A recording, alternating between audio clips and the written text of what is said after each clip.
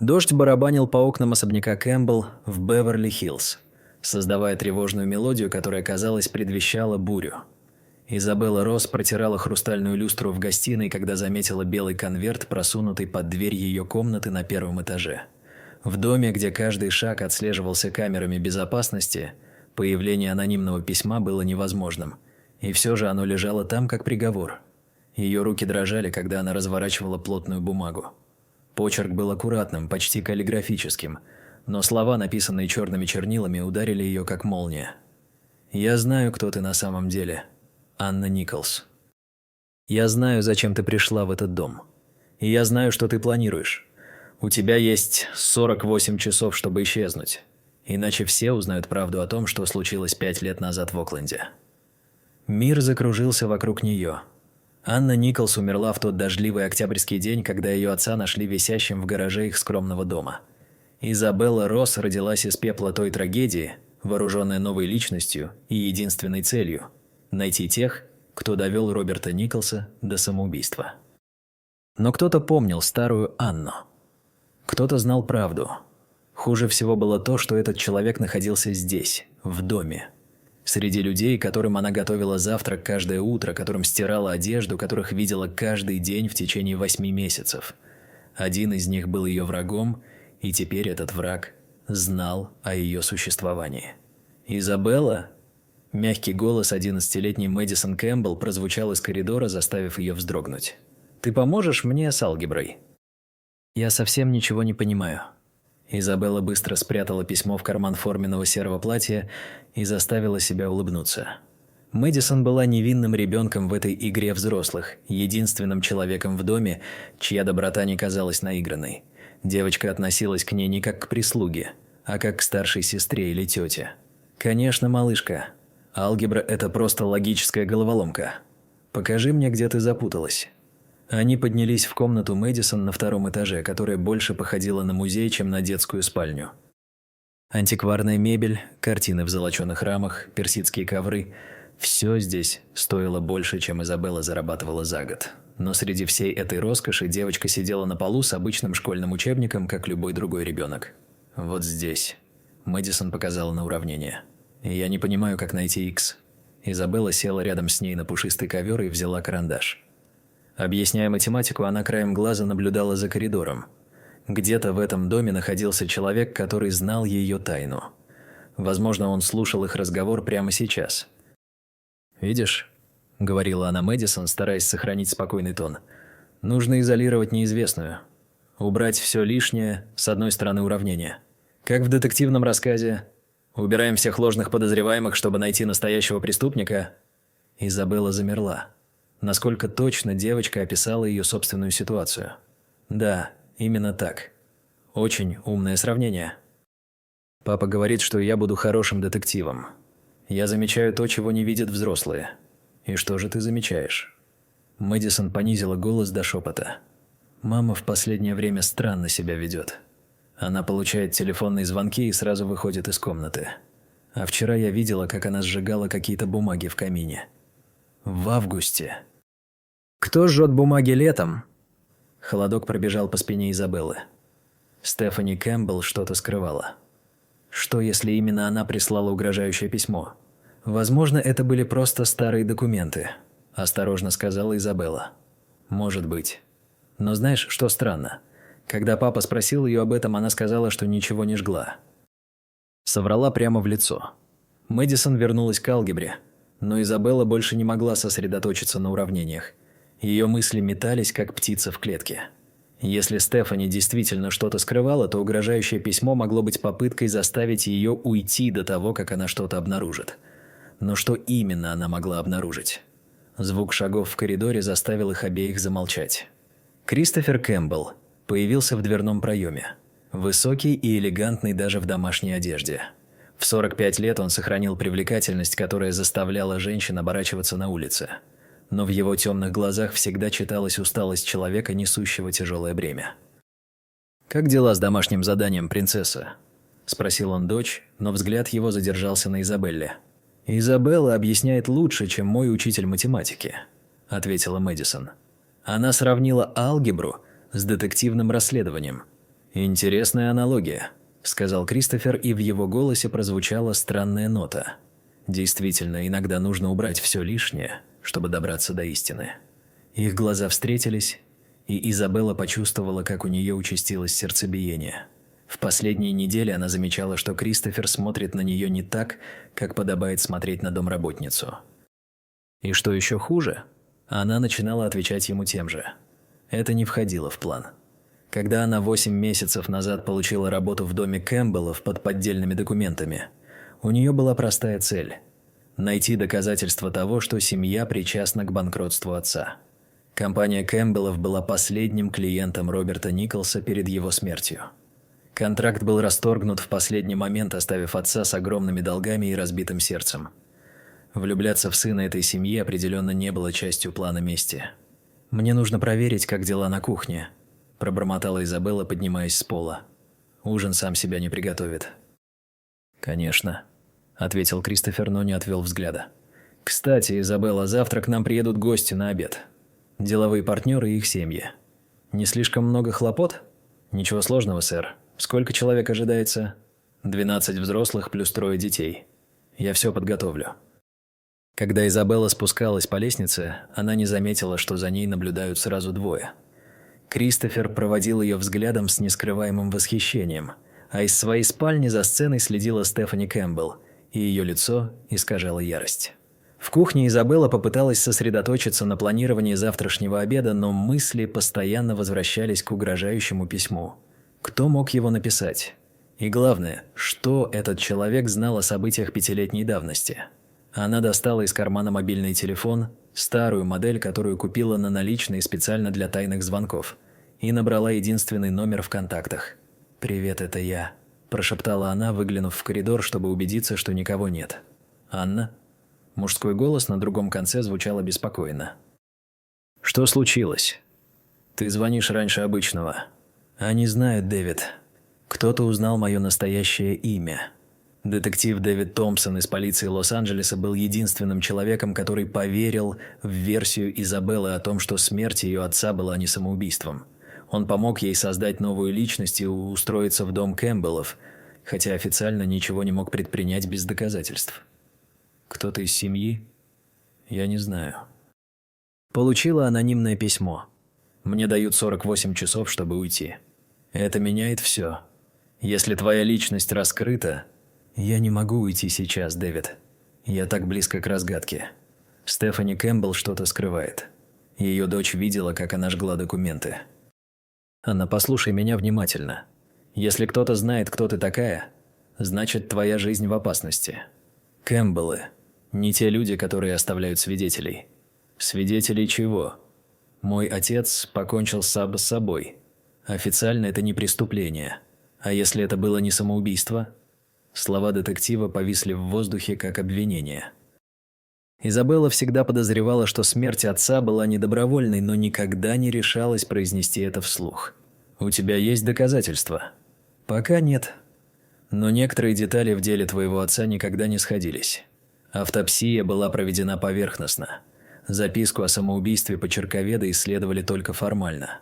А главное, никто не объяснил, где он взял деньги на оплату долгов в последние недели жизни». «Какие деньги?» «Твой отец внес на счет компании $50 тысяч за 3 дня до смерти. Деньги, которых у него не было. Я пытался выяснить источник, но банковские записи исчезли». Изабелла почувствовала, как пол уходит у нее из-под ног. Отец никогда не говорил ей об этих деньгах. «Дэвид, а что если...» Звук шагов в коридоре заставил ее замолчать. «Мне нужно идти. Позвоню позже». Она быстро спрятала телефон и принялась мыть уже чистую посуду, когда в кухню вошла Стефани Кэмпбелл. В 38 лет она выглядела значительно моложе благодаря регулярным процедурам и дорогой косметике, но сейчас на ее лице застыло выражение холодной враждебности. «Изабелла, нам нужно поговорить». «Конечно, миссис Кэмпбелл. О завтрашнем обеде?» «Не совсем». Стефани подошла ближе, и Изабелла почувствовала дорогой французский парфюм, который не мог скрыть запах страха, исходящий от женщины. «Ты работаешь у нас уже 8 месяцев, но мы практически ничего о тебе не знаем. Не находишь это странным? Я предоставила все необходимые документы при устройстве на работу. Документы можно подделать. Изабелла заставила себя сохранять спокойствие, хотя сердце колотилось как бешеное. «Простите, миссис Кэмпбелл, но я не понимаю, к чему вы клоните. К тому, что в этом доме живет мой ребенок. И я имею право знать, кто находится рядом с ней каждый день. Если у вас есть сомнения в моей честности или профессионализме, у меня есть сомнения в твоих мотивах», – перебила ее Стефани. «Скажи мне, Изабелла, что ты знаешь о строительной компании Nichols and Partners?» Упоминание фирмы отца прозвучало как удар грома. Изабелла почувствовала, как кровь отливает от лица, но постаралась сохранить невинное выражение. Никогда не слышала о такой компании. Странно. Потому что ее владелец покончил с собой 5 лет назад после банкротства. Оставил дочь-сироту, которая бесследно исчезла после похорон. Тишина в кухне стала оглушительной. Стефани знала. Каким-то образом она вычислила Изабеллу. Миссис Кэмпбелл. Ее звали Анна Николс, 24 года, студентка бизнес-колледжа. Интересно, где она сейчас? Изабелла поняла, что отрицать бесполезно. Стефани явно проводила расследование и имела доказательства. «Что вы хотите?» «Честности. Зачем ты пришла в мой дом?» «За правдой». «Какой правдой?» «Правдой о том, почему ваша компания в последний момент расторгла контракт с моим отцом, оставив его с долгами, которые он не мог оплатить». Стефани усмехнулась, но в ее глазах мелькнул страх. «Твой отец взял на себя проект, который не мог завершить. Это не наша вина, что он переоценил свои возможности. Мой отец был лучшим подрядчиком в округе. Он никогда не брался за работу, которую не мог выполнить. Видимо, в последний раз ошибся в расчетах. Или кто-то специально довел его до банкротства». Глаза Стефани сузились. «Будь осторожна с обвинениями, девочка. В них нужно быть уверенной. А в чем мне быть неуверенной? В том, что контракт был расторгнут без объяснения причин? В том, что отец внезапно оказался должен деньги, которых у него никогда не было? Или в том, что его нашли мертвым через неделю после того, как ваш муж отказался с ним встречаться?» «Хватит!» – взорвалась Стефани. «Твой отец был слабаком, который не смог справиться с неудачей. И если ты думаешь, что можешь прийти в мой дом и обвинять мою семью...» «Мама!» – испуганный голос Мэдисон прозвучал из дверного проема. «Почему вы кричите?» Стефани мгновенно изменилась, превратившись из разъяренной женщины в заботливую мать. «Ничего страшного, дорогая. Мы просто обсуждали рабочие вопросы». «Но вы выглядите сердитыми». Изабелла тоже расстроена. Мэдисон подошла к Изабелле и взяла ее за руку. «Все в порядке?» Изабелла посмотрела на девочку, потом на ее мать. В глазах Стефани читалось предупреждение. Ни слова перед ребенком. «Все хорошо, малышка. Просто взрослые разговоры». «Мэдисон, иди к себе», – сказала Стефани. «Мы с Изабеллой еще не закончили». Когда девочка неохотно ушла, атмосфера в кухне снова стала напряженной. «Послушай меня внимательно», – прошипела Стефани. «Я не знаю, что ты надеешься здесь найти, но ничего у тебя не получится. Мой муж ничего не знает о твоем настоящем имени, и я пока не собираюсь ему рассказывать. Но если ты не исчезнешь в течение недели, он узнает все. А заодно узнает и о том, что его драгоценная помощница – лжец и авантюристка». «А что, если я расскажу ему первой? О том, как вы жгли документы? О том, как проводите тайные телефонные разговоры?» Лицо Стефани побледнело. «У тебя нет доказательств». «Пока нет. Но я их найду». Стефани подошла так близко, что Изабелла почувствовала ее дыхание на своем лице. «Не играй со мной в эту игру, маленькая дурочка. У меня гораздо больше опыта в таких делах, чем ты думаешь. И поверь мне, ты не хочешь оказаться моим врагом. Это угроза? Это дружеский совет. Последний, который ты от меня получишь». Стефани развернулась и вышла из кухни, оставив за собой шлейф парфюма и плохо скрываемой ярости. Изабелла осталась одна, дрожа от смеси страха и гнева. Дальше будет самое интересное. Напишите в комментариях, из какого города или страны вы нас слушаете. И не забудьте подписаться и поставить лайк. Спасибо вам за поддержку. Приятного прослушивания. Теперь карты были открыты. Стефани знала, кто она такая, и явно была готова на все, чтобы защитить свои секреты. Но что именно она скрывала? И почему упоминание фирмы отца вызвало у нее такую панику? Изабелла достала телефон, чтобы снова позвонить Дэвиду, но звук открывающейся двери заставил ее спрятать устройство. В кухню вошел Кристофер, и по его лицу было видно, что он слышал часть разговора. «Изабелла, все в порядке?» Стефани выглядела взволнованной. «Все хорошо, мистер Кэмпбелл. Просто обсуждали меню на завтра». Кристофер пристально посмотрел на нее. «Ты уверена?» Мне показалось, я слышал повышенные голоса. «Ваша жена очень требовательна к деталям».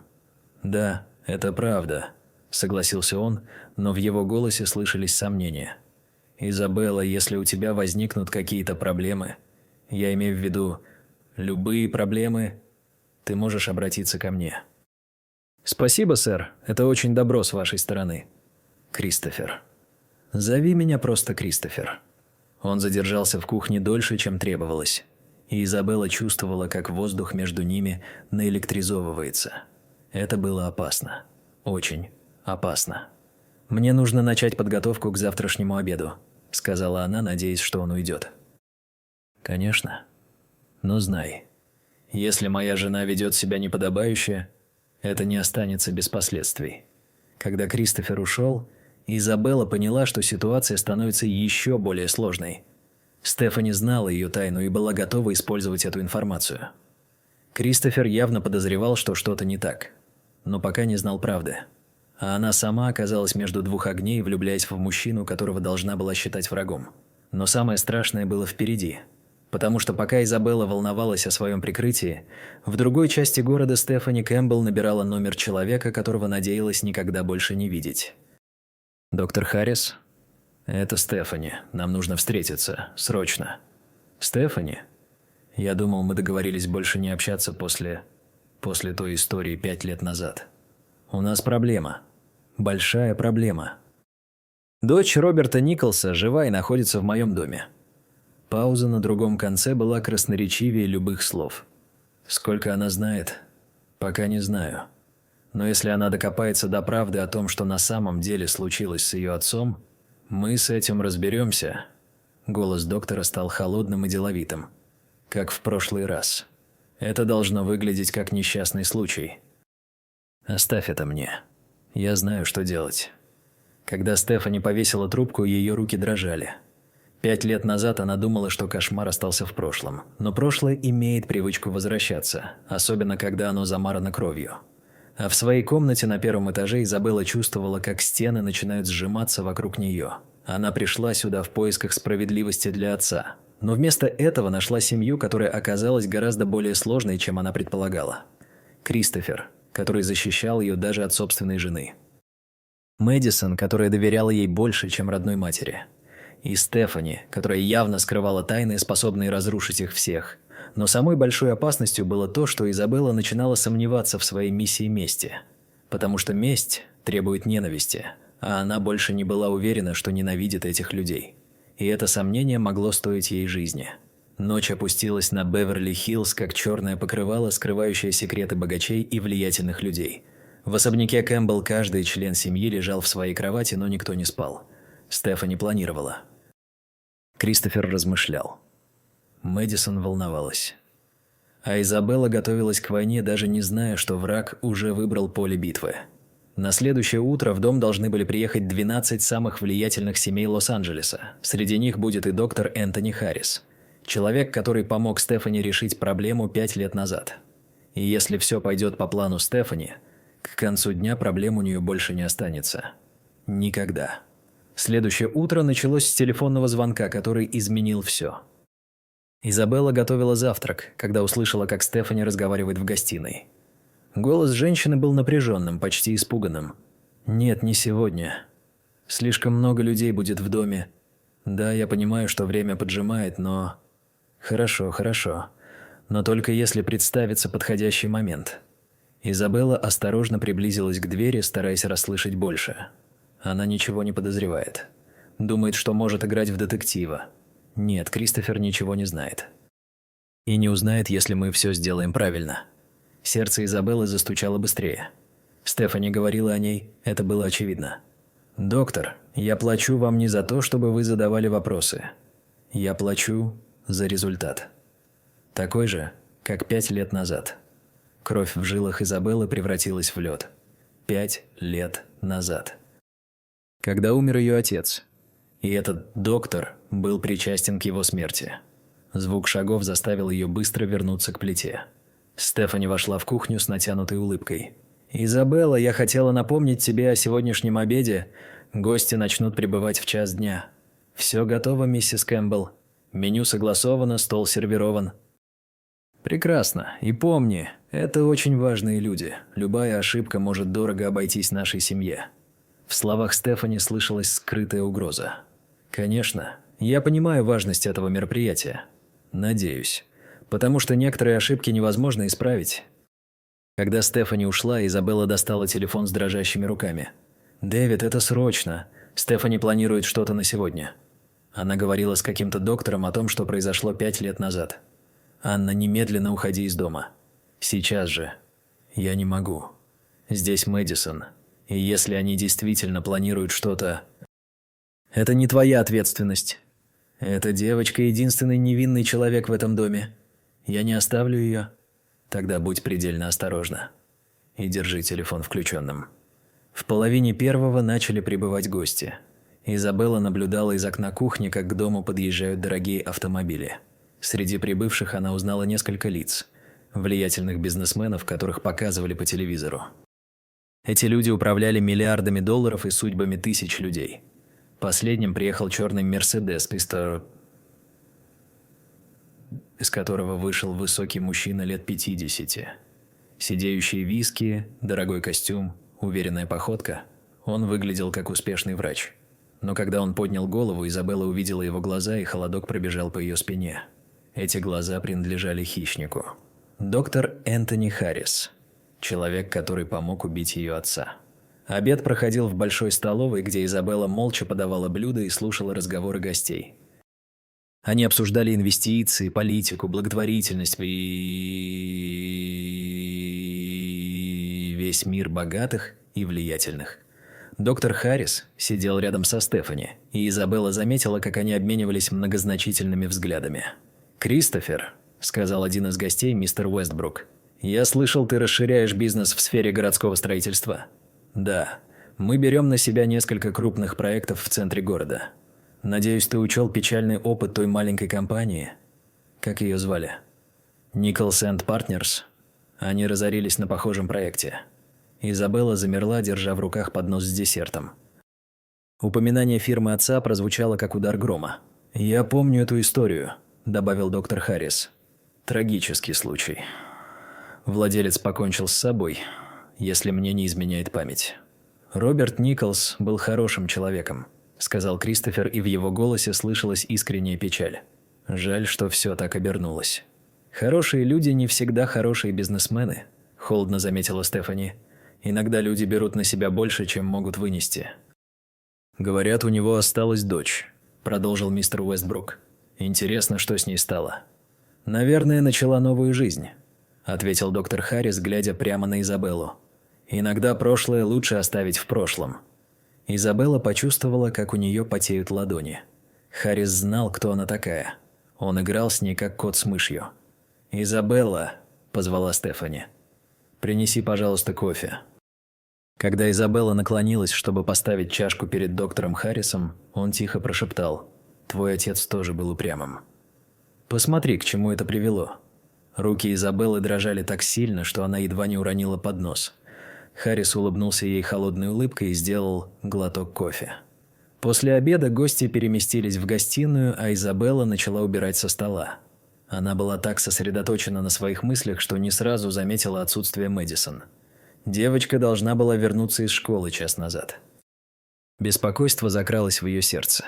Изабелла проверила комнату Мэдисон, кабинет Кристофера, даже сад. Девочки нигде не было. «Мистер Кэмпбелл», – обратилась она к Кристоферу, когда он вышел из гостиной. «Мэдисон еще не пришла из школы. Это не похоже на нее». Кристофер нахмурился. «Во сколько у нее заканчиваются занятия?» «В 1:30. Сейчас уже 3. Может, она осталась на дополнительные занятия? Она всегда предупреждает об этом». Тревога в голосе Изабеллы передалась Кристоферу. Он достал телефон и набрал номер школы. «Алло? Это Кристофер Кэмпбелл, отец Мэдисон. Что? Она ушла сразу после уроков, как обычно. Нет, домой она не пришла. Лицо Кристофера побледнело. «Мэдисон пропала», – прошептал он. В этот момент зазвонил домашний телефон. Кристофер схватил трубку. «Алло?» Голос на другом конце был искажен электронным модулятором. «Ваша дочь у нас». «Она жива и невредима. Пока». «Что вы хотите?» Кристофер побледнел еще больше.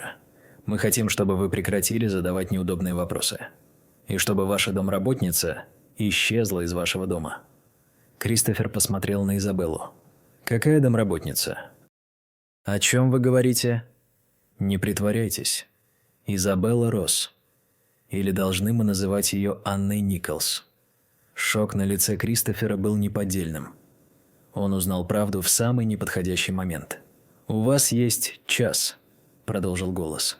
«Избавьтесь от нее, и ваша дочь вернется домой целой и невредимой». Линия оборвалась. Кристофер медленно повернулся к Изабелле. В его глазах читались боль, предательство и ярость. «Анна Николс», – произнес он. «Дочь Роберта Николса. Кристофер, я могу все объяснить. Ты пришла сюда под ложным именем, работала в моем доме 8 месяцев, завоевала доверие моей дочери. Ради чего? Ради мести?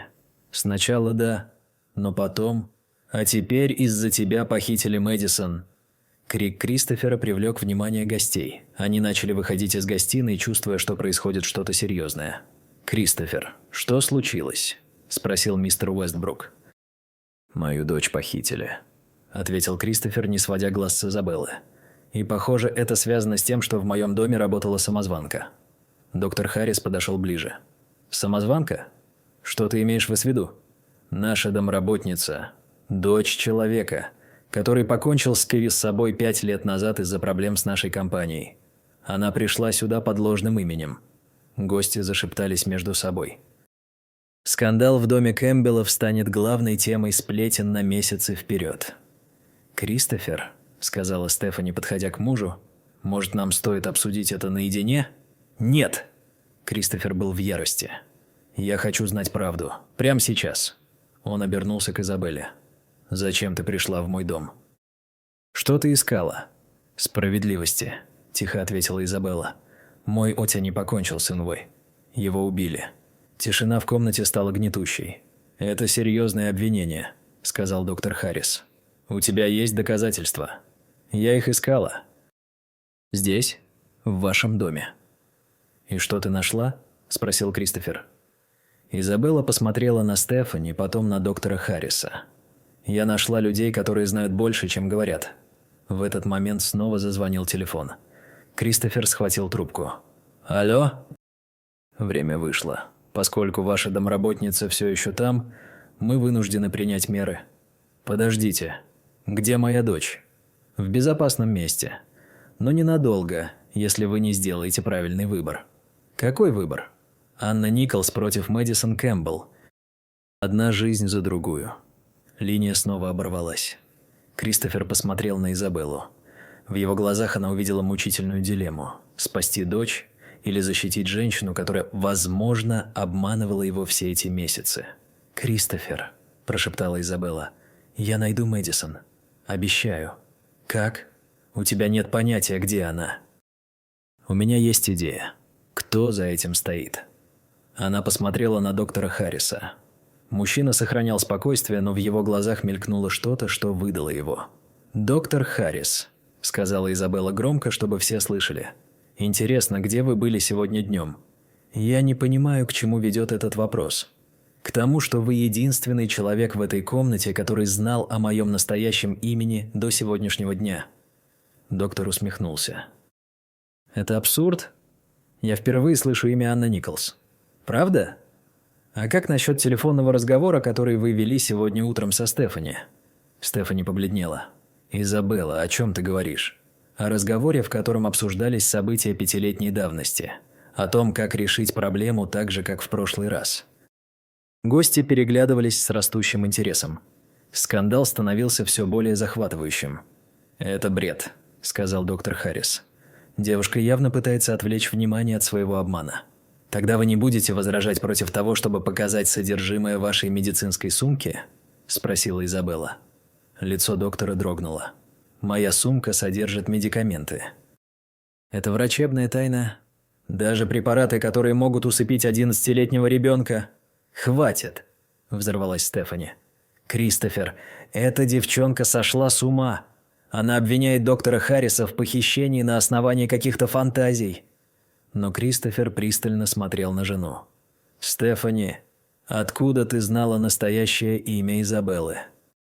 Я наняла частного детектива для проверки персонала». «Когда?» «На прошлой неделе». «И ты ничего мне не сказала?» «Я хотела сначала разобраться сама». «Разобраться в чем?» Стефани поняла, что попала в ловушку собственной лжи. В том, что она задумала. Кристофер шагнул к жене. «А что, если я скажу тебе, что нанял собственного детектива для расследования смерти Роберта Николса, и что этот детектив обнаружил несколько странностей в обстоятельствах его смерти?» Стефани открыла рот, но не смогла произнести ни слова.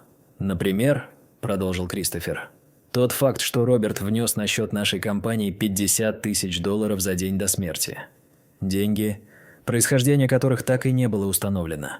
«Кристофер», – прошептала Стефани, – «это не то, что ты думаешь. А что это такое?» «Объясни мне». Я не могу. Не здесь». «Тогда где?» «В полицейском участке». Доктор Харрис сделал шаг к выходу, но Изабелла загородила ему дорогу. «Куда вы идете, доктор? Разве не хотите узнать, как закончится история?» «Уйди с дороги, девочка». «А то что? Вы сделаете со мной то же, что сделали с моим отцом?» «Твой отец был слабаком, который не мог держать язык за зубами». Признание вырвалось у доктора прежде, чем он успел себя остановить.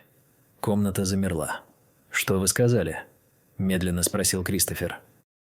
Доктор Харрис понял свою ошибку. Его лицо стало жестким и решительным. «Я сказал правду. Роберт Николс знал слишком много о финансовых проблемах твоей жены. И он собирался все рассказать. Какие финансовые проблемы? Спроси у Стефани о ее долгах в казино Лас-Вегаса, о $2 миллионах, которые она украла из фонда компании». Кристофер повернулся к жене. Ярость в его глазах сменилась ужасом понимания. «Стефани, это правда?» «Кристофер, я могу все объяснить». $2 миллиона из нашего общего фонда? Я собиралась все вернуть. Это была просто временная мера». «Временная мера?» Кристофер едва не кричал. «Ты украла деньги из компании, чтобы оплатить игровые долги. Если бы они узнали, если бы кредиторы обратились в полицию, это разрушило бы нашу семью. А вместо этого вы убили Роберта Николса», – сказала Изабелла. «Мы не убивали!» – взорвалась Стефани. «Он принял снотворное добровольно!» «Стефани, замолчи!» – рыкнул доктор Харрис. Но было уже поздно. Признание прозвучало перед дюжиной свидетелей. «Он думал, что это успокоительное», – продолжила Стефани, не в силах остановиться. Доктор Харрис сказал ему, что это поможет справиться со стрессом. Роберт доверял ему как врачу. «И что произошло дальше?» – тихо спросил Кристофер. Когда он потерял сознание, доктор повесил его в гараже. Все выглядело как самоубийство. Гости стояли как статуи, не в силах поверить в то, что слышали. Они стали свидетелями признания в убийстве.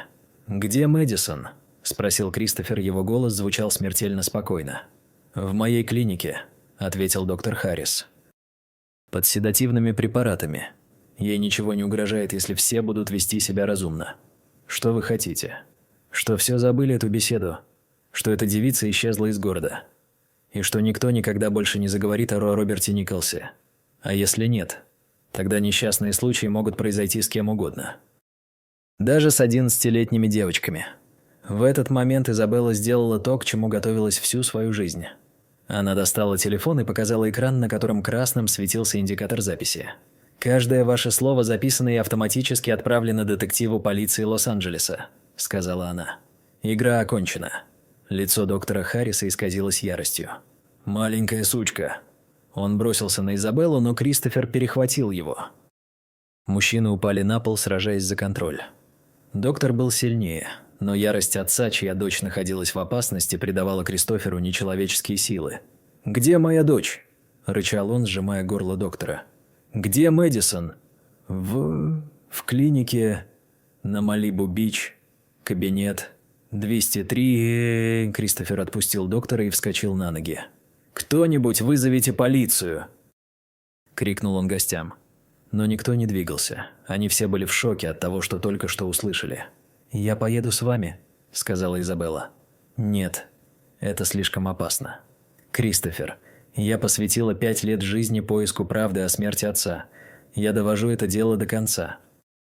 Он посмотрел в ее глаза и увидел там решимость, которая не допускала возражений. «Хорошо, но мы едем на моей машине». Они выбежали из дома, оставив гостей охранять связанного доктора Харриса и рыдающую Стефани. Дорога до Малибу заняла 40 минут, которые показались вечностью. Кристофер вел машину, превышая все возможные ограничения скорости. А Изабелла координировала действия с полицией по телефону. «Детектив Томпсон будет ждать нас у клиники», – сообщила она. «Он привезет группу захвата.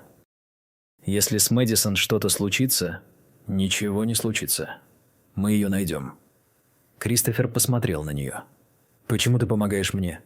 После всего, что моя семья сделала с твоим отцом? Потому что ты не знал правды. И потому что Мэдисон невинна. Дети не должны расплачиваться за грехи родителей. А что насчет мести? Разве не за этим ты пришла?» Изабелла долго молчала. «Я думала, что хочу мести, но месть не вернет моего отца. А вот спасение твоей дочери – это то, что он одобрил бы». Клиника доктора Харриса представляла собой современное трехэтажное здание с видом на океан. Детектив Томпсон ждал их на парковке с группой полицейских. «Мы окружили здание», – сообщил он. «Но нужно действовать осторожно. Если там есть персонал, который работает с Харрисом...» «Кабинет 203», – сказал Кристофер. «Второй этаж». Они вошли в здание через главный вход. Ночная смена была минимальной. Только медсестра в приемной, которая выглядела совершенно растерянной при виде полицейских. «Где кабинет 203?» – спросил Томпсон. «Второй этаж, поворот направо». Но доктор Харрис сказал, что туда нельзя входить без его разрешения. «У нас есть ордер», – соврал детектив. Они поднялись на второй этаж и нашли нужный кабинет. Дверь была заперта, но один из полицейских быстро справился с замком. Мэдисон лежала на медицинской кушетке, подключенная к капельнице. Ее глаза были закрыты, но она дышала ровно. «Мэдисон!» – Кристофер бросился к дочери. «Она под действием седативных препаратов», – сказал полицейский врач, который прибыл с группой. «Но ее состояние стабильно. Она будет в порядке?» «Да. Препарат выведется из организма в течение нескольких часов». Кристофер осторожно взял дочь на руки. Мэдисон открыла глаза и сонно улыбнулась. «Папа? Что происходит?» «Все хорошо, принцесса. Мы едем домой». «А где Изабелла?» Изабелла подошла к кушетке и взяла девочку за руку. «Я здесь, малышка. Я знала, что ты меня найдешь. Я просто знала». Через 2 часа они сидели в больнице Лос-Анджелеса, где врачи окончательно убедились, что Мэдисон не пострадала. Детектив Томпсон сообщил им последние новости. Доктор Харрис арестован по обвинению в убийстве и похищении. Стефани дала полное признание в обмен на смягчение приговора. Она получит от 10 до 15 лет. «А дети?» – спросил Кристофер. «Мэдисон нужна будет психологическая помощь. Мы организуем все необходимое», – заверил детектив. Он повернулся к Изабелле. «Анна или Изабелла? Как ты хочешь, чтобы тебя называли?» «Изабелла». Анна осталась в прошлом. «Хорошо. Изабелла, твое расследование помогло раскрыть убийство 5-летней давности. Полиция Лос-Анджелеса готова рекомендовать тебя для поступления в академию. Из тебя получился бы отличный детектив. Спасибо, но у меня есть другие планы». «Какие?» Изабелла посмотрела на Кристофера и Мэдисон. «Я хочу помочь этой семье исцелиться от ран прошлого». Кристофер взял ее за руку. «Изабелла, после всего, что произошло, ты уверена, что хочешь остаться?» «Кристофер, в этом доме живет девочка, которая считает меня своей семьей. И мужчина, который рисковал жизнью, чтобы защитить правду. Да, я хочу остаться. Даже зная, что моя жена убийца, твоя жена совершила ужасные поступки. но ты не отвечаешь за ее выбор. А Мэдисон тем более. Мэдисон, которая дремала на больничной кровати, открыла глаза. «Изабелла остается с нами?» «Если захочет», – ответил Кристофер. «Конечно, захочу», – сказала Изабелла, улыбаясь девочке. «Кто-то должен помочь тебе с алгеброй. И с детективными расследованиями. Думаю, с нас хватит расследований на всю жизнь». Но Изабелла ошибалась. Потому что самое большое расследование только начиналось. Исследование того, как разрушенная семья может стать целой, как вражда может превратиться в любовь, и как правда, какой бы болезненной она ни была, всегда побеждает ложь. А через месяц, когда пыль осела и репортеры перестали осаждать дом Кэмпбеллов, Изабелла поняла, что нашла то, чего искала всю жизнь. Не месть, не справедливость в юридическом смысле. Она нашла дом. И иногда, поздним вечером, когда Мэдисон спала, а Кристофер работал в своем кабинете, Изабелла смотрела на фотографию отца и шептала: «Папа, я надеюсь, ты гордишься мной». Я выбрала любовь вместо ненависти, прощение вместо мести. И знаешь что? Это гораздо сильнее, чем все, что могла дать месть. Но самое главное испытание еще ждало их впереди. Потому что через неделю в особняк Кэмпбелл должны были приехать 15 самых влиятельных семей Лос-Анджелеса на ежегодный благотворительный ужин. И Изабелла знала, что этот вечер станет настоящим испытанием для всех них. Потому что богатые люди помнят скандалы очень долго. И прощают их очень редко. Неделя после ареста Стефани и доктора Харриса пролетела в хаосе юристов, репортеров и любопытных соседей. Каждый день к дому подъезжали телевизионные фургоны. А журналисты пытались получить комментарии от любого, кто соглашался говорить. История. Убийство в Беверли-Хиллз, домработница раскрывает семейные тайны, стало главной темой всех новостных программ. Кристофер хотел отменить благотворительный ужин, но совет директоров компании настоял на том, чтобы мероприятие состоялось. Отмена выглядела бы как признание вины, а компания не могла позволить себе потерять репутацию. Слишком много было поставлено на карту. «Мы должны показать, что семья Кэмпбелл выстояла», – сказал председатель совета директоров мистер Блэквелл во время экстренного заседания. «Что мы не позволим скандалу разрушить то, что строили десятилетиями». «Но Стефани арестована за убийство», – возразил Кристофер. «Как мы можем притворяться, что все нормально? Стефани совершила преступление, но ты не отвечаешь за ее поступки. Компания Campbell Construction существует уже 50 лет, и мы не позволим одному человеку ее уничтожить». Изабелла слушала этот разговор из коридора и понимала, что ужин состоится несмотря ни на что. А это означало, что ей предстоит встретиться лицом к лицу с элитой Лос-Анджелеса, людьми, которые считали ее либо героиней, либо разрушительницей семьи, но в любом случае неравной себе. Мэдисон, которая удивительно быстро оправилась от своего похищения, подошла к Изабелле после школы в пятницу перед ужином. «Изабелла, все в школе говорят о том, что случилось. Они говорят, что ты детектив, который поймал убийцу. Что ты им отвечаешь? Что ты самый лучший человек в мире и что я горжусь тем, что ты часть нашей семьи». Изабелла обняла девочку, чувствуя, как слезы подступают к глазам. В хаосе последней недели именно эти простые слова ребенка давали ей силы продолжать. «А что говорят дети о твоей маме?» Лицо Мэдисон потемнело. «Они говорят ужасные вещи. Что она убийца. Что наша семья проклята. Майкл Уэстбрук сказал, что его родители не хотят, чтобы он со мной дружил. Мне очень жаль, малышка. Но знаешь что? Мне все равно. Потому что у меня есть ты и папа. А это важнее, чем все эти глупые дети». В субботу утром, в день ужина, Изабелла проснулась с тяжелым предчувствием. Она знала, что сегодняшний вечер будет решающим. Либо семья Кэмпбелл выйдет из скандала с поднятой головой, либо окончательно падет в глазах общества. Подготовка к ужину началась рано утром. Флористы украшали дом белыми орхидеями и розами. Катеринговая служба готовила изысканные блюда. Команда по обслуживанию расставляла хрустальные бокалы и серебряные приборы. Изабелла руководила всеми процессами, но чувствовала себя как актриса, которая готовится к последнему спектаклю. Она знала, что многие из сегодняшних гостей пришли не для того, чтобы поддержать семью, а чтобы посмотреть на развалины изнутри. «Изабелла», – позвал ее Кристофер около полудня, – «мне нужно с тобой поговорить». Они прошли в его кабинет, где он закрыл дверь и повернулся к ней с серьезным лицом. «Ты не обязана оставаться на сегодняшнем ужине.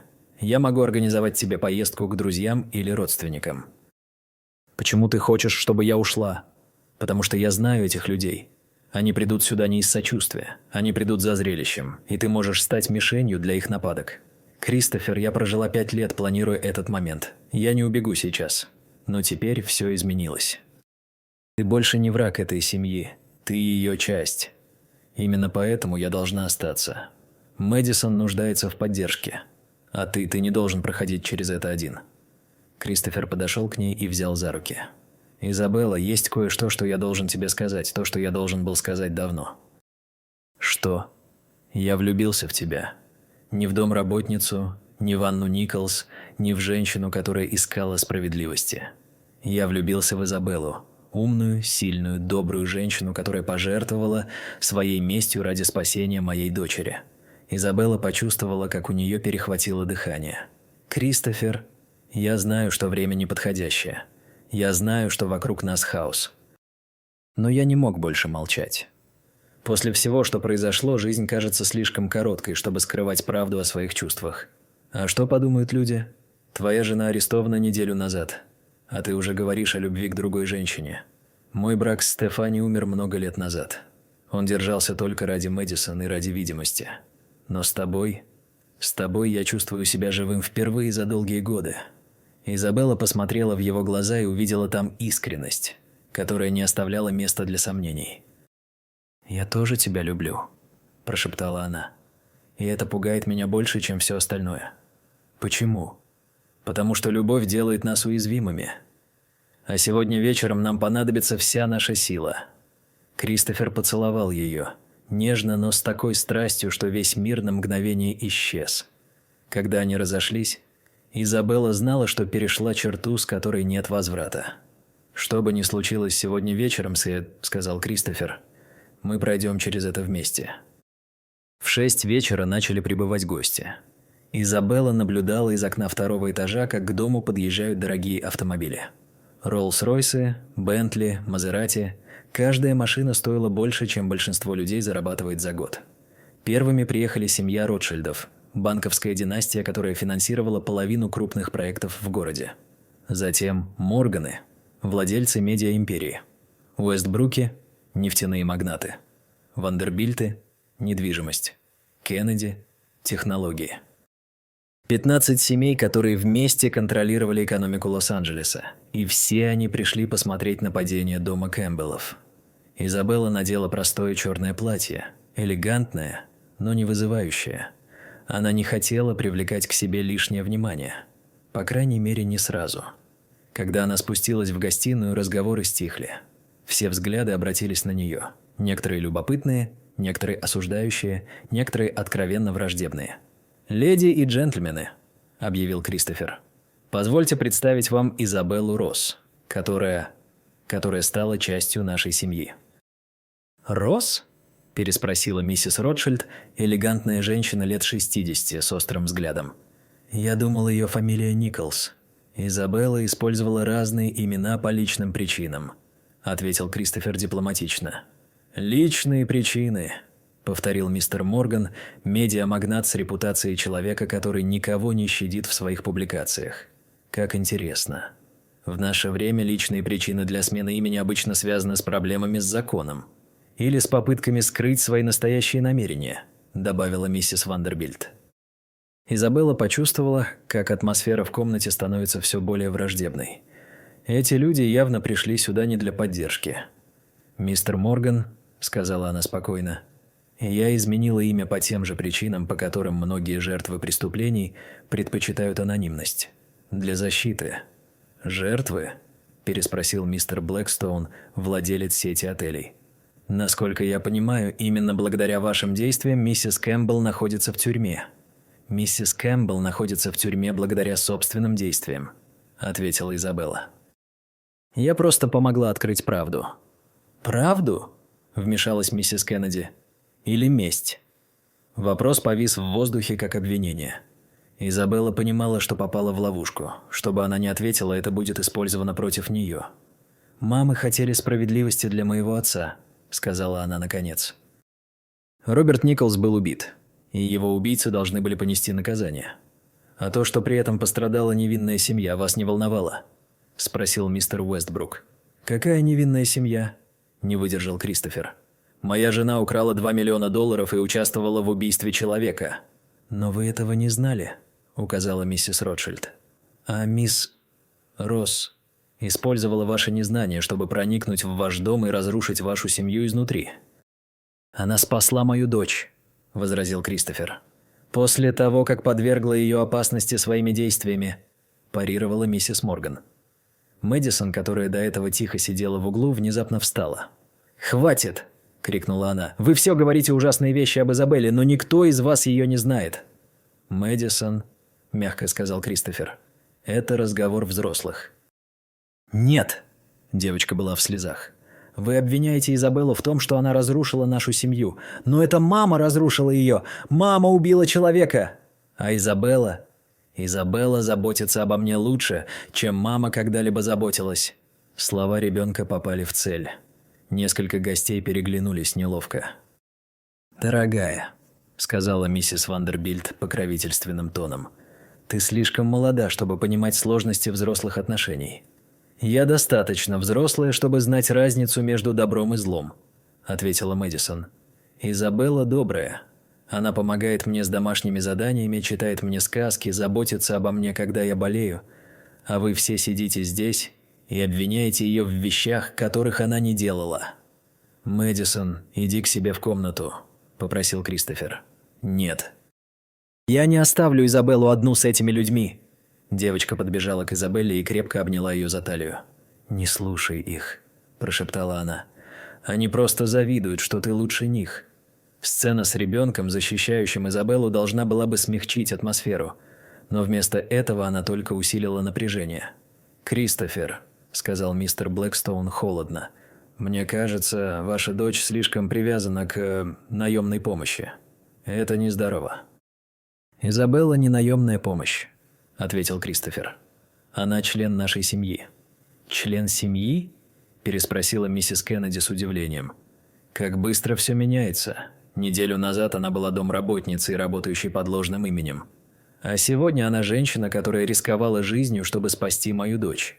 И получила за это неплохую награду», – заметил мистер Морган. «Место в одной из богатейших семей Калифорнии». Намек был очевиден и оскорбителен. Изабелла почувствовала, как в ней закипает гнев. «Мистер Морган», – сказала она, стараясь сохранить спокойствие, – «если вы считаете, что я использую трагедию этой семьи в корыстных целях, то вы глубоко ошибаетесь». «Правда? А как еще объяснить то, что за несколько месяцев вы прошли путь от домработницы до... кем бы вы себя ни считали сейчас?» «Объяснить это можно очень просто», – вмешался Кристофер. «Изабелла завоевала наше доверие и уважение своими поступками, а не манипуляциями». «Поступками?» – усмехнулась миссис Ротшильд. «Вы имеете в виду шпионаж и обман?» «Я имею в виду мужество и честность». «Честность?» – мистер Уэстбрук рассмеялся. «Кристофер, эта женщина жила в вашем доме 8 месяцев под ложным именем. Какая здесь честность?» «Она искала справедливости для своего убитого отца. Она искала месть. И получила ее, разрушив вашу семью. Моя семья была разрушена моей женой, а не Изабеллой», – взорвался Кристофер. Его крик прогремел по гостиной, заставив всех замолчать. В наступившей тишине было слышно только тяжелое дыхание Кристофера и всхлипывание Мэдисон. «Кристофер», – мягко сказала миссис Вандербильт, – «мы понимаем, что вы переживаете трудное время. Но позвольте вам напомнить, репутация не восстанавливается в один день. И ассоциация с людьми сомнительного происхождения может только усугубить ваше положение». «Сомнительного происхождения?» – повторил Кристофер медленно. «Согласитесь», – продолжила женщина. «История этой девушки весьма необычна. Смена имени, внедрение в семью под ложными предлогами, разрушение брака. Хватит». Голос принадлежал Изабелле, но звучал он так тихо, что все с трудом расслышали слова. «Простите?» – переспросила миссис Вандербильт. «Я сказала, хватит», – повторила Изабелла громче, поднимаясь с места. Она осторожно отстранила Мэдисон и шагнула в центр комнаты, где все могли ее видеть. «Я понимаю, что вы все пришли сюда не для того, чтобы поддержать семью Кэмпбелл в трудную минуту. Вы пришли за шоу, за возможностью увидеть, как падают те, кто раньше стоял на вашем уровне». «Мисс Росс», – начал мистер Блэкстоун, но Изабелла перебила его. «Нет, теперь моя очередь говорить. 5 лет назад мой отец умер, потому что доверился людям, которые оказались убийцами. Я потратила 5 лет жизни на поиски справедливости. И да, я использовала ложное имя, чтобы попасть в этот дом. Но знаете что? Я ни о чем не жалею». Гости переглядывались, не ожидая такой откровенности. Потому что благодаря моим поискам убийцы понесли наказание. Потому что я познакомилась с самыми замечательными людьми – Кристофером и Мэдисон. И потому что я узнала кое-что очень важное о вас всех. «И что же?» – холодно спросила миссис Кеннеди. «Что деньги не делают людей лучше. Они только дают больше возможностей показать, кто ты есть на самом деле». «Это дерзость», – возмутилась миссис Ротшильд. «Это правда. Вы сидите здесь, в своих бриллиантах и дизайнерских платьях, и судите меня за то, что я искала справедливости. Но ни один из вас не поднял пальца, чтобы помочь, когда узнал о преступлении. Вы просто пришли сюда глазеть на чужое несчастье». «Довольно?» – встала миссис Вандербильт. «Кристофер, если вы не можете контролировать свою помощницу, то мы вынуждены покинуть ваш дом». «Не называйте ее помощницей», – сказал Кристофер, вставая рядом с Изабеллой. «Если кому-то здесь не нравится ее присутствие, двери открыты». «Кристофер?» – предупреждающе произнесла миссис Морган. «Вы рискуете потерять поддержку людей, которые могут помочь вашему бизнесу пережить скандал». «А может быть», – ответил Кристофер, – «мне не нужна поддержка людей, которые приходят в мой дом только для того, чтобы унизить женщину, спасшую мою дочь». Напряжение в комнате достигло критической точки. И тут произошло то, чего никто не ожидал. Миссис Ротшильд встала и медленно подошла к Изабелле. Все замерли, ожидая очередного нападения. Но вместо этого пожилая женщина протянула руку. «Мисс Росс», – сказала она тихо, – «я должна извиниться. Простите? Мой сын погиб в автокатастрофе 2 года назад. Пьяный водитель. Полиция пыталась замять дело, потому что виновник был сыном влиятельного политика. И знаете, что я сделала?» Изабелла молча ждала продолжения. «Я наняла частного детектива. Заплатила огромные деньги за информацию, использовала все свои связи, чтобы добиться справедливости. И когда мне это удалось, никто не назвал меня мстительной женщиной. Потому что я была богатой вдовой, а не молодой девушкой из простой семьи». Она пожала руку Изабеллы. «Вы сделали то же самое, что сделала бы любая любящая дочь. И я восхищаюсь вашим мужеством». Слова миссис Ротшильд изменили атмосферу в комнате. Несколько других гостей начали переглядываться, и некоторые выглядели пристыженными. «Элизабет права», – сказал мистер Блэкстоун. «Возможно, мы слишком поспешно судили мисс Росс». «Говорите за себя», – фыркнула миссис Кеннеди. «Я по-прежнему считаю, что вся эта история неприлична. А я считаю неприличным ваше поведение в доме человека, который пригласил вас как гостя». Неожиданно вмешалась миссис Уэстбрук. «Барбара?» – удивилась миссис Кеннеди. «Кэтрин, мы все знаем, что ваша дочь тоже скрывала свои проблемы с наркотиками, пока дело не дошло до реабилитационной клиники. Стоит ли вам судить других за семейные тайны?» Лицо миссис Кеннеди покраснело от ярости и смущения. «Это совершенно другое дело». «Действительно?» – включился мистер Морган. «Мне кажется, все семьи имеют секреты. Вопрос в том, как мы с ними справляемся». Постепенно комната разделилась на 2 лагеря. Одни поддерживали Изабеллу, другие продолжали ее осуждать. Дискуссия становилась все более жаркой. «Достаточно!» – внезапно крикнул Кристофер. «Хватит превращать мой дом в поле битвы!» Все замолчали. «Я пригласил вас сюда как друзей», – продолжил он. «Надеялся на понимание и поддержку в трудное время. Но вместо этого вы устроили суд над женщиной, которая не сделала ничего плохого. Кристофер», – начала миссис Кеннеди, но он не дал ей договорить. «Нет, теперь выслушайте меня. Изабелла Росс – самая честная, смелая и добрая женщина, которую я знаю. Она могла бы отомстить моей семье, но вместо этого она спасла мою дочь. Она могла бы использовать скандал в своих интересах, но вместо этого она помогла восстановить справедливость. Он подошел к Изабелле и взял ее за руку. «Я собираюсь жениться на ней». Взрыв удивленных возгласов потряс комнату. Изабелла посмотрела на Кристофера с шоком. Они не обсуждали свадьбу. «Папа!» – воскликнула Мэдисон, подбегая к ним. «Правда? Изабелла будет моей мамой?» «Если она согласится», – ответил Кристофер, глядя в глаза Изабелле. «Кристофер», – прошептала она, – «это безумие. Твоя жена арестована неделю назад. Моя жена оказалась убийцей, и наш брак был фиктивным уже много лет. Но с тобой я хочу построить настоящую семью. Но что подумают люди?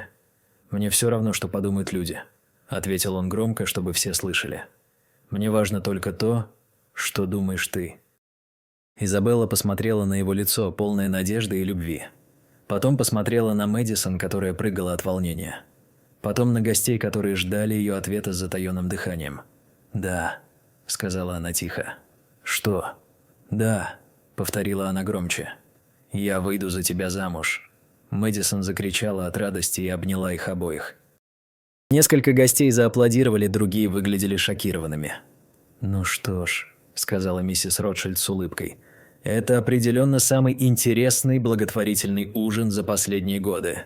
И самый скандальный», – добавила миссис Кеннеди кисло. «Кэтрин», – сказала миссис Уэстбрук, – «если вы не можете порадоваться за друзей, может быть, вам стоит пересмотреть свое понимание дружбы». «Друзей?» – переспросила миссис Кеннеди. «После сегодняшнего вечера я не уверена, что могу называть семью Кэмпбелл друзьями». «Тогда не называйте», – спокойно ответил Кристофер. Дверь открыта. Миссис Кеннеди встала и направилась к выходу. За ней последовали еще двое гостей. Остальные остались, и атмосфера в комнате постепенно стала более дружелюбной. «Кристофер», – сказал мистер Блэкстоун, – «я хочу, чтобы ты знал. Компания поддержит ваше решение». Изабелла доказала свою честность и мужество. «Спасибо, Джеймс. Это много значит для меня». «А теперь», – объявила миссис Ротшильд, поднимая бокал шампанского, – «я предлагаю тост за будущих молодоженов». «За любовь, которая побеждает предрассудки», – добавил мистер Морган. «За семью, которая выстояла перед лицом испытаний», – сказала миссис Уэстбрук. Когда гости разошлись поздно вечером, Кристофер, Изабелла и Мэдисон остались одни в большой гостиной. Девочка уже спала, свернувшись калачиком на диване между ними. «Ты понимаешь, что мы только что сделали?» – прошептала Изабелла. «Мы объявили миру, что любим друг друга», – ответил Кристофер.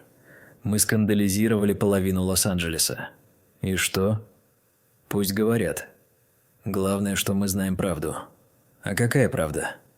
Кристофер повернулся к ней и нежно коснулся ее лица. «Правда в том, что иногда из самых темных времен рождается что-то прекрасное.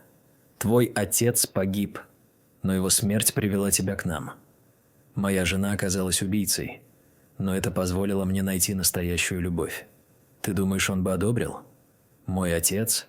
Я думаю, он бы был горд тобой. Ты могла выбрать путь мести и разрушения, но вместо этого ты выбрала любовь и прощение». Изабелла посмотрела на спящую Мэдисон. «А что насчет нее? Это справедливо, делать ее свидетелем скандала? Мэдисон сильнее, чем ты думаешь. И она заслуживает семью, построенную на честности, а не на лжи. Даже если эта честность причиняет боль, особенно тогда. Правда может быть болезненной, но ложь всегда разрушительна». Они сидели в тишине, держась за руки и глядя на камин. За окнами Беверли-Хиллз спал спокойным сном, но в доме Кэмпбеллов началась новая эра. «Кристофер», – сказала Изабелла наконец, – «есть кое-что, что ты должен знать». «Что?» «Когда я планировала свою месть, я составила список всех людей, которых считала виновными в смерти отца. Твое имя было первым в этом списке». Кристофер кивнул. «Я понимаю. Моя компания расторгла контракт с твоим отцом. Но теперь я знаю, что ты ни в чем не виноват. Решение принимала Стефани, используя твою подпись. Ты даже не знал о существовании Роберта Николса. А если бы знал? Что тогда?» Изабелла задумалась. «Я думаю, ты бы поступил правильно. Ты бы помог ему. А откуда такая уверенность? Потому что я видела, как ты защищаешь тех, кто в этом нуждается. Видела, как ты относишься к Мэдисон. Видела, как ты отстаивал меня перед гостями сегодня вечером. Изабелла, я не святой. Я делал ошибки, принимал неправильные решения. Но ты учишься на них. И ты меняешься к лучшему. Это самое важное. Мэдисон зашевелилась во сне и пробормотала что-то неразборчивое. Изабелла осторожно поправила одеяло, которым была укрыта девочка. «Она будет счастлива», – прошептала она. «Я сделаю все, чтобы она была счастлива. Я знаю. И поэтому я люблю тебя еще больше». Через месяц в том же особняке на Родео-Драйв состоялась свадьба. Небольшая, скромная церемония для семьи и близких друзей. Мэдисон была подружкой невесты, а детектив Томпсон – свидетелем жениха. Стефани из тюрьмы прислала письмо, в котором просила прощения и благословляла их брак. Доктор Харрис получил пожизненное заключение и больше никого не беспокоил. А Изабелла Кэмпбелл, она взяла фамилию мужа, поняла, что иногда самая великая месть – это счастье. Потому что нет ничего лучше для тех, кто желал тебе зла, чем видеть, как ты процветаешь вопреки их намерениям. И каждый вечер, укладывая Мэдисон спать, она рассказывала девочке истории о храбрости, справедливости и прощении. Потому что дети должны знать, что даже в самых темных историях всегда есть место для света. А в кабинете Кристофера на почетном месте стояла фотография Роберта Николса, человека, который, сам того не зная, привел свою дочь к новой семье и новому счастью. Человека, память о котором теперь была не болью, а благословением. Потому что любовь, рожденная из справедливости, всегда сильнее ненависти, рожденной из мести. Но сказка на этом не заканчивалась. Потому что в реальной жизни после каждого «да» начинается самая сложная часть – жить с последствиями своих решений. Утром после объявления о помолвке телефон в доме Кэмпбеллов разрывался от звонков. Репортеры, светские обозреватели, друзья и враги – все хотели получить комментарий о самой скандальной помолвке года. «Мистер Кэмпбелл, это Джессика Роулингс из Лос-Анджелес Таймс», – говорил голос в трубке. «Можете ли вы прокомментировать слухи о том, что вы женитесь на женщине, которая разрушила ваш предыдущий брак?» Кристофер повесил трубку, даже не ответив. Это был уже 20-й звонок за утро. «Папа», – сказала Мэдисон, входя на кухню с планшетом в руках. «В интернете пишут ужасные вещи». «Какие вещи?» – спросила Изабелла, хотя боялась услышать ответ. «Они называют тебя золотоискательницей, разрушительницей семьи и...» Девочка запнулась. «И что еще?» «Женщиной с темным прошлым, которая соблазнила вдовца через месяц после ареста его жены». Кристофер сжал кулаки. «Они не знают, о чем говорят. Но люди читают это и верят», – сказала Мэдисон. «В школе дети спрашивают, правда ли, что Изабелла шпионка. А что ты им отвечаешь?» «Что Изабелла – лучший человек на свете. И если они не понимают этого, то они глупые». Изабелла обняла девочку. «Малышка, ты не должна защищать меня от своих одноклассников». «А кто тогда? Если мы не будем защищать друг друга, кто будет?» Простая мудрость ребенка заставила Изабеллу улыбнуться сквозь слезы. «Ты права. Мы семья, и семья поддерживает друг друга». Но общественное давление только усиливалось. На следующий день в газете Beverly Hills Gazette появилась разгромная статья под заголовком «Падение дома Кэмпбеллов. От респектабельности к скандалу». Автор, некий Ричард Стоун, подробно разбирал события последних месяцев и пришел к выводу, что Кристофер потерял рассудок под влиянием молодой авантюристки. «Трудно поверить», – писал журналист, – «что человек, построивший одну из самых успешных компаний Калифорнии, может быть настолько ослеплен красивым лицом, что готов жениться на женщине, которая лгала ему 8 месяцев подряд. Это не романтическая история о любви, побеждающей все препятствия. Это история о том, как умная манипуляторша использовала горе мужчины в своих целях». Кристофер швырнул газету в камин. «Они не понимают, Скоса», – сказал он Изабелле. «Никто не понимает». «А может быть, они правы? Что ты имеешь в виду? Может быть, мы действительно поспешили. Твоя жена арестована 3 недели назад, а мы уже планируем свадьбу. Как это выглядит со стороны?» Кристофер взял ее за руки. «Изабелла, ты сожалеешь о нашем решении? Я боюсь, что делаю твою жизнь еще сложнее». Моя жизнь была сложной задолго до твоего появления. Ты сделала ее лучше, а не хуже. Но репутация, бизнес, Мэдисон... Мэдисон счастлива впервые за долгие годы. Бизнес переживет любые сплетни, а репутацию можно восстановить. Но если я потеряю тебя... Он не закончил фразу, но Изабелла поняла. Я никуда не денусь. Просто иногда мне кажется, что я приношу больше вреда, чем пользы. Тогда позволь мне тебе кое-что показать. Кристофер повел ее в свой кабинет и открыл ящик стола. Внутри лежала толстая папка с письмами. Что это? Письма поддержки. Сотни писем от людей, которые прочитали нашу историю в газетах и хотели сказать, что восхищаются твоим мужеством. Изабелла взяла первое письмо наугад. Оно было от женщины по имени Мария Гонсалес из Восточного Лос-Анджелеса. «Дорогая Изабелла», – читала она вслух, – «я потеряла сына в автокатастрофе 2 года назад. Виновный остался безнаказанным из-за коррупции в полиции. Прочитав вашу историю, я почувствовала, что не одинока в своей борьбе за справедливость. Вы дали мне надежду, что правда все-таки побеждает. Спасибо за то, что не сдались». Следующее письмо было от пожилого мужчины из Пасадены. «Моя внучка работает домработницей у богатой семьи. После вашей истории ее работодатели стали относиться к ней с большим уважением. Вы показали, что прислуга – это тоже люди с чувствами и достоинством». Изабелла читала письмо за письмом, и с каждым ее глаза все больше наполнялись слезами. «Кристофер, откуда они узнали наш адрес? Некоторые через газету, некоторые через компанию, но все они хотели, чтобы ты знала, ты не одинока. Я и не представляла, что твоя история затронет столько людей. Изабелла, ты стала символом того, что обычный человек может противостоять власти и несправедливости. Я просто искала правду о смерти отца, и в процессе показала тысячам людей, что не нужно мириться с ложью и коррупцией». В этот момент в кабинет вошла Мэдисон с еще одним письмом.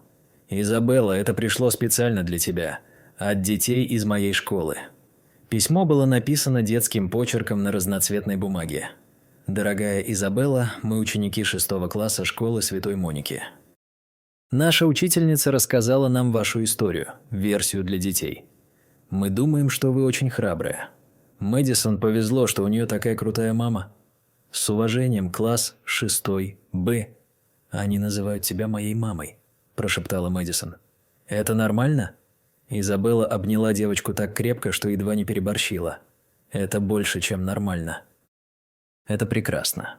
Но не все письма были положительными. В той же папке лежали угрозы и оскорбления от людей, которые считали Изабеллу виновной в разрушении традиционных семейных ценностей. Одно письмо было особенно жестоким. «Ты разрушила жизнь невинной женщины и ее ребенка ради своей мести. Стефани Кэмпбелл была образцовой женой и матерью, пока ты не появилась со своими обвинениями. Теперь ее дочь растет без матери по твоей вине. Надеюсь, ты довольна собой». Кристофер видел, как Изабелла читает это письмо, и быстро забрал его у нее. «Не обращай внимания на таких людей. Они не знают правды.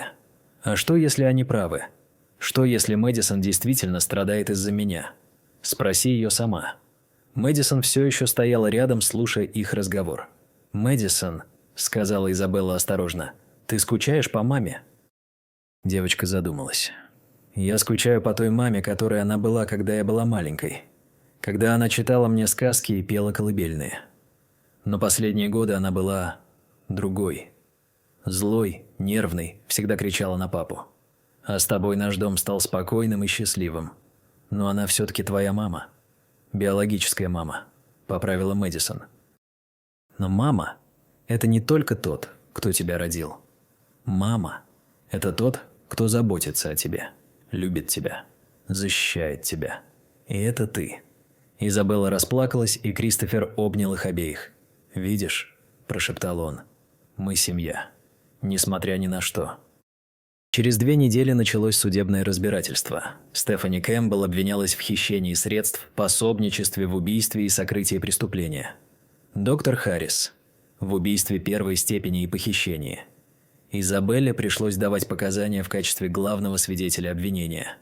День, когда она должна была предстать перед судом, стал одним из самых тяжелых в ее жизни. «Ты не обязана это делать», – – сказал Кристофер, провожая ее в здание суда. «Мы можем найти другой способ». «Нет.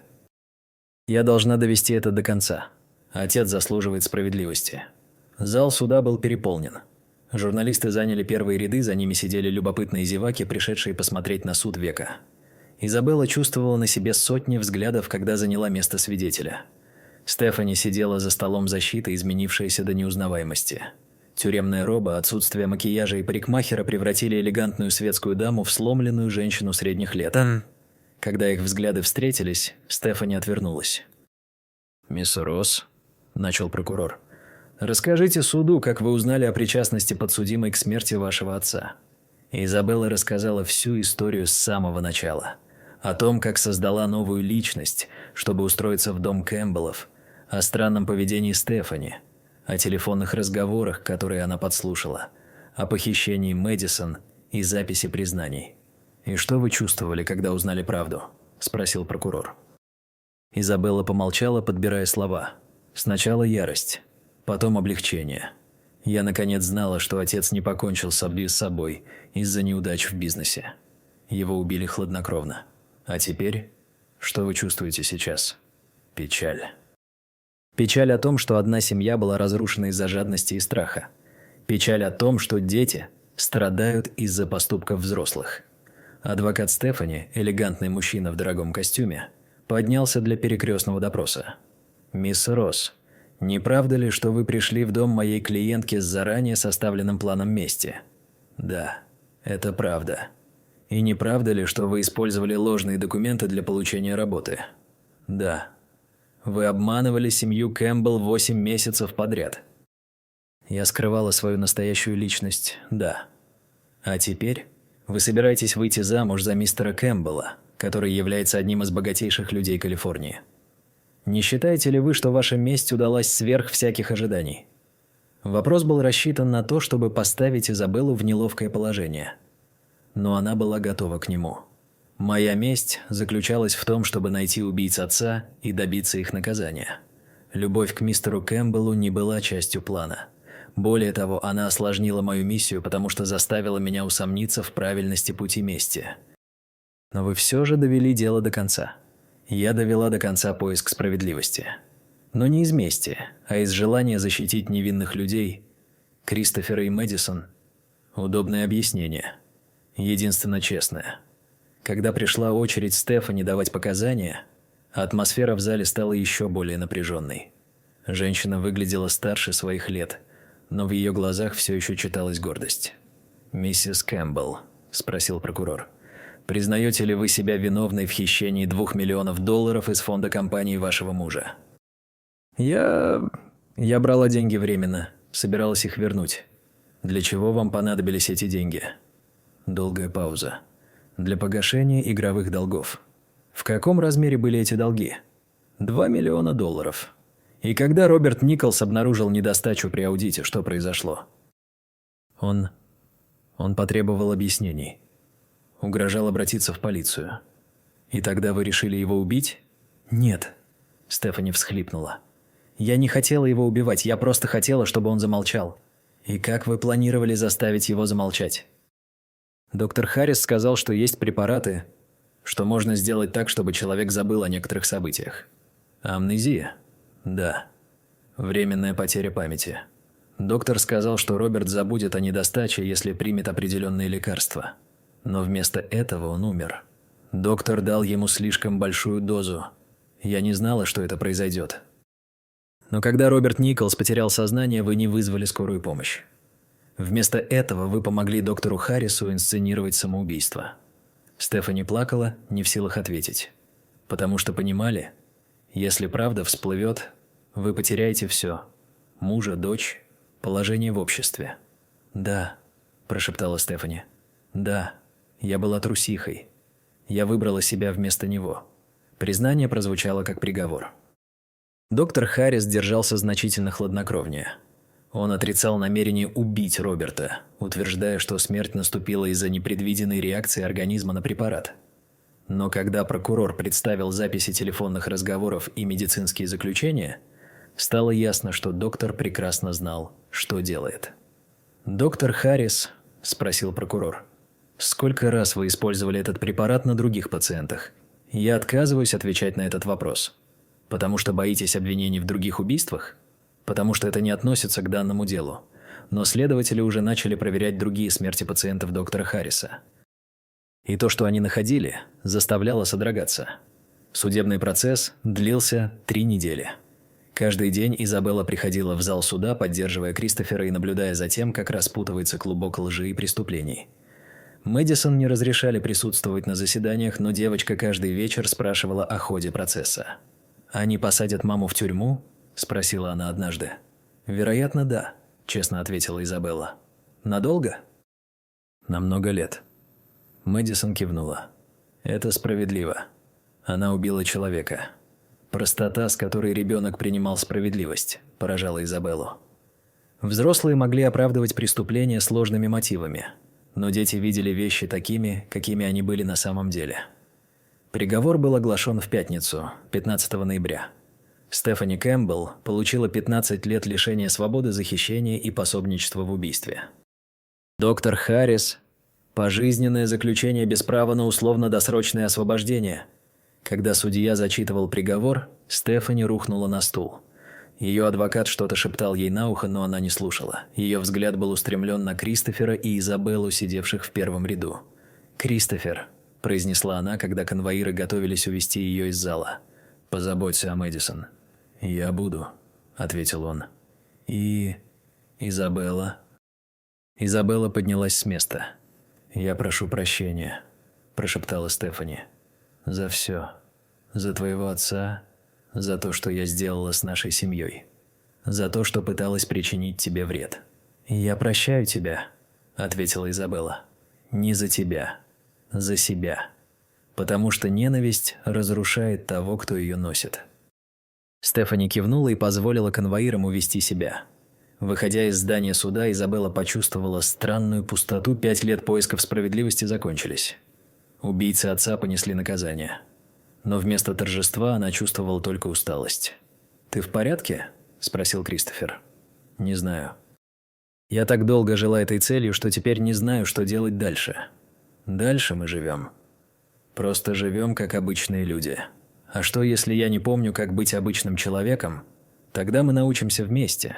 В тот вечер, когда они рассказывали Мэдисон о приговоре, девочка задала неожиданный вопрос. «Изабелла, ты теперь чувствуешь, что отомстила за дедушку Роберта?» Изабелла задумалась. «Знаешь, малышка, я думала, что месть заставит меня почувствовать себя лучше.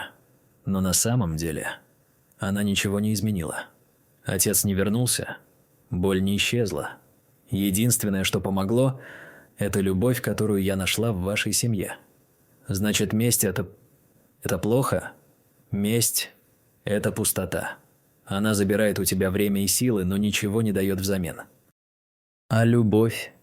Любовь создает что-то новое и прекрасное. Как наша семья? Как наша семья. Свадьба состоялась весной в небольшой церкви в Санта-Барбаре. Изабелла специально выбрала место подальше от Лос-Анджелеса, чтобы избежать внимания прессы. На церемонии присутствовали только самые близкие. Мэдисон, детектив Томпсон, несколько друзей Кристофера и пожилая тетя Изабеллы, единственная родственница, которая осталась у нее в живых. Изабелла шла к алтарю в простом белом платье, держа в руках букет из белых роз. Но главным украшением была улыбка на ее лице. Первая по-настоящему счастливая улыбка за долгие годы. Мэдисон была подружкой невесты в нежно-розовом платье. Когда пастор спросил, кто дает эту женщину в жены, девочка торжественно ответила: «Я даю, потому что я знаю, что папа сделает ее счастливой». Все в церкви рассмеялись, и даже пастор улыбнулся. Клятвы, которые они дали друг другу, были простыми, но искренними. «Кристофер», – сказала Изабелла, – «ты научил меня, что любовь сильнее мести, что прощение лечит больше, чем месть. Я обещаю любить тебя и Мэдисон всем сердцем, быть честной и верной, поддерживать вас в радости и печали». «Изабелла», – ответил Кристофер, – «ты вернула в мою жизнь смысл и надежду. Ты показала мне, что даже из самых темных обстоятельств может родиться что-то прекрасное. Я обещаю защищать тебя, ценить тебя и каждый день доказывать, что ты достойна любви. Когда пастор объявил их мужем и женой, Мэдисон закричала «Ура!» так громко, что все снова рассмеялись. Прием проходил в небольшом ресторане с видом на океан. Во время тоста детектив Томпсон сказал: «Я знаю Изабеллу уже 5 лет и видел, как она превратилась из сломленной девушки, жаждущей мести, в сильную женщину, выбравшую любовь. Кристофер, ты женился не просто на хорошей женщине, ты женился на героине. А я знаю папу всю жизнь», – добавила Мэдисон, вставая с бокалом сока. «И никогда не видела его таким счастливым. Изабелла, спасибо, что подарила нам настоящую семью». Когда праздник закончился и гости разъехались, новая семья Кэмпбелл стояла на террасе ресторана, наблюдая закат над Тихим океаном. «Знаете, о чем я думаю?» – сказала Изабелла. «О чем?» – спросили Кристофер и Мэдисон хором. «О том, что папа был бы горд не тем, что я нашла его убийц, а тем, что я нашла семью, которая любит меня такой, какая я есть. А я думаю о том, – сказал Кристофер, – что самые лучшие истории начинаются не со слов «жили-были», а со слов «и они стали жить». «И они стали жить», – повторила Мэдисон торжественно. «Долго и счастливо». Но Изабелла знала, что «долго и счастливо» – это не конец истории. Это только начало ежедневной работы по созданию семьи, основанной на любви, честности и взаимном уважении. И каждый вечер, укладывая Мэдисон спать, она рассказывала девочке истории о том, что настоящая сила не вместе, а в способности прощать. О том, что настоящая справедливость не в наказании врагов, а в защите тех, кого любишь. О том, что самая великая победа не в разрушении чужого счастья, а в создании своего собственного. А над их кроватями, в рамочке, стояла фотография Роберта Николса, не как напоминание о боли, а как благословение на новую жизнь. Потому что лучший способ почтить память тех, кто ушел, это жить полной и счастливой жизнью.